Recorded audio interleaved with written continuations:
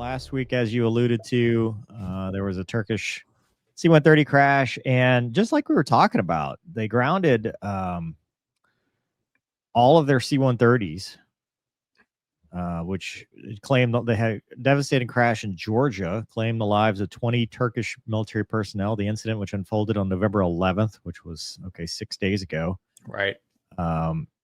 It was a C-130 Echo Mike. It was like a 57-year-old airplane. Yeah. That they had gotten from somewhere else.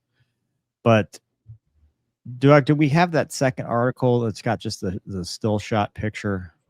Let me take a look. It should be in there. They're videos, but I mean, you just hold the still shot. It's got the all you need to see. There's a video of basically it took off. I think it got up to the teens, maybe 20,000 feet. How much? 24,000. Yeah. And then something happens and it has an in-flight breakup. And what it reminded me of is the Marine crash over Mississippi, like in 2016, 2017, which is probably one of the most horrific mishaps I've ever looked at. I don't think I've covered it on the channel, but basically. Didn't you cover it on your channel? I don't know. I don't think so, because I think that predates my channel. But a blade separates from one of the inboard engines, goes through the fuselage to the other inboard engine. It then has a blade separate, and it cracks the fuselage in half like a can opener. And basically the cockpit folds up underneath until it eventually detaches. And then all those people just basically had the rest of their lives until they hit the ground, in horror. I'm not saying that's what this is. I'm just saying when I saw that, that's the first thing that comes to mind is, when you have a in-flight breakup, there you go. That's the still everybody's been featuring. Yeah. Just, absolutely horrific. But it's an old airplane, and now they're all grounded. I'm assuming pending inspections and whatnot, because they do have quite an old fleet. It's not like C-130Js or anything like that. But I don't know, Gonky. What do you think? Yeah, dude, it's old airplane or not, military or civilian, dude. I think there's 20 people on board, just air maintainers. They were maintainers for like the F-16, I think, to support. They were doing some kind of support, exercise, right? Yeah. It's just sad. Because they're I think they're headed back to Turkey, right? Headed home, probably. So,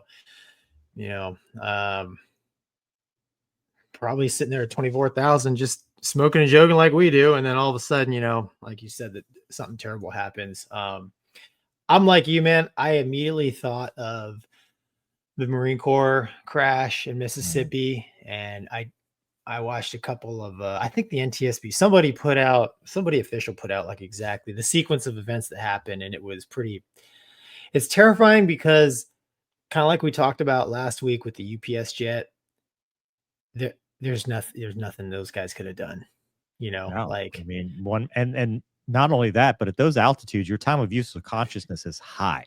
It's not like depressurization unscheduled, like at 40,000 feet, 50,000 feet, where your time of use of consciousness is, 30 seconds, 20 seconds, less, depending on where you're at. At 20,000 feet, 15,000 feet, dude, you're awake for for everything. Yeah, it's not good. And just kind of the way that thing disassembled itself. And I've seen, people talk about like, there's a missing inboard prop, right? I won't speculate, of course, but tail was also missing too, vertical tail. Yeah, I'm not an expert on aerodynamics, man, but like I've seen enough videos of airplanes coming apart. Once aerodynamic loads start to grab an airplane that's out of control, stuff just like you said, dude, unscheduled, rapid disassembly. And that wing box, wing spar part of the airplane on a transport jet is probably one of the strongest structures, because that's got the main gear, the wing box, and everything. so it stays together pretty well. And then the rest of the airplane just flies apart. But that's the thing. I mean, I always look at it as an aviator, man. You know, what would I have done different? I would have sat there and wrote it in. Well, I don't remember. I know this happened in the Challenger crash. I want to say the Marine crash too. Obviously, I don't think the C-130 this old has a flight data recorder, which is going to make it even more challenging for investigators to, you know, piece it together and all that stuff. But one of the mishaps, despite the aircraft being disassembled, they had control inputs all the way to the ground. Like the pilots were still, I know the Challenger was one of them where, you know, they were still trying to fly the thing, but I want to say that C-130 thing, when they went back and looked, they were still trying to, yeah. You know, well, it's like there was nothing connected. It's like Wombat was saying last week, you know, when they were running the simulations, even the ones that were unrecoverable, you're expected to still fight it. And he even said on the show, he's like, you know, I could be staring through the cockpit window, staring back at the rest of my airplane, and you better believe I'm going to be trying to fly it until the end. Because I mean, dude, as a pilot, as an operator, I mean, what else do you have? You know, I just, that's why it's, you know, as a fellow pilot, that's why crashes like the UPS, like the Turkish C-130 are so difficult, because, you know, you can't sit there and be like, you know, there's nothing there. You can't sit there and be like, there's something those guys could have done to save that airplane, because, dude, when she comes apart like that, I mean, you can be moving the yoke around, but it's not connected to nothing. You know, it's very tragic. Yeah, and you compare that, because we've covered too many mishaps this year. Yeah. Oh yeah. Right. Yeah, I mean, dude.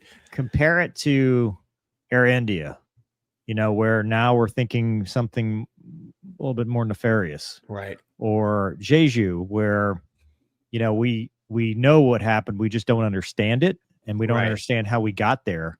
But at least, like with Jeju, we see a path around that, right? We see there may have been a way, but we don't know.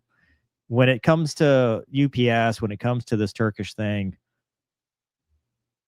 yeah, I have no idea. You know, I mean, I'm short of, you know, you come back and you tell me that they did something that caused it to, you know, an overstress or something like that put themselves in that situation.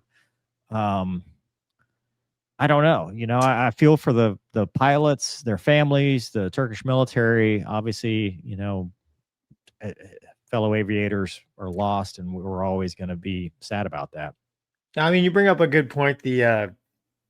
Unfortunately, pilot error is a huge contributing factor to most modern aviation accidents. I don't care like what your background is, like it's just pilot error. Like, we're human, we make mistakes. And you're right, maybe, I don't know, maybe the Turkish C-130 came apart because of a pilot induced overstress. I have no idea. I kind of don't think so. That's my gut feeling. Just looking at the flight aware or whatever, it didn't. I mean, there was nothing. I think that would have come out just based on the fact that we have tracking data. You know, you'd see some kind of spiral or hard turns or something, or, you know. But that's what makes it, you know, when it's pilot error, like as a pilot group, we can sit there and look at it, learn from it, and be like, okay, you know, if this ever ever happens to me, I need to, you know, this, and this. But dude, when it's just you're flying along, fat, dumb, and happy, chowing down on your sandwich, and your flying machine comes apart around you, or a piece of it flies off and takes the rest of your motors with you, and you're just a passenger now. It's those are the tough ones, man. Yeah, I wonder what the grounding, like the inspections and stuff. I mean, probably, you know, wing spar that happened.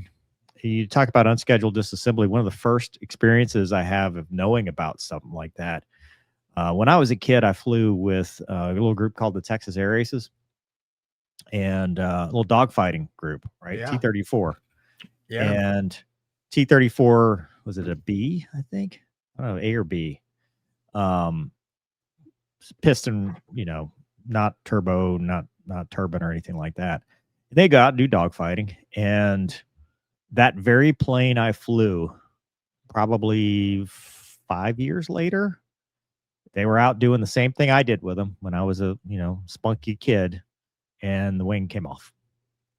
And Don Wiley, F4 pilot in Vietnam, all American badass. I mean, he'd have been a good dude to interview on the show, but he lost his life. I mean, and you look at stuff like that, and I think when the airplane, I mean, that's Challenger, Columbia, when stuff like that happens, especially when you get it on video, it's tough to wrap your head around. It's tough to, because there's just there's no emergency procedure. There's nothing you can do. I know, man. I'm with you, dude. Thoughts and prayers to the Turkish families and friends and everybody affected by that. I mean, I can't even imagine being the guy that took that footage on the ground. It's like, because like you're saying, man, those he's watching people's last moments.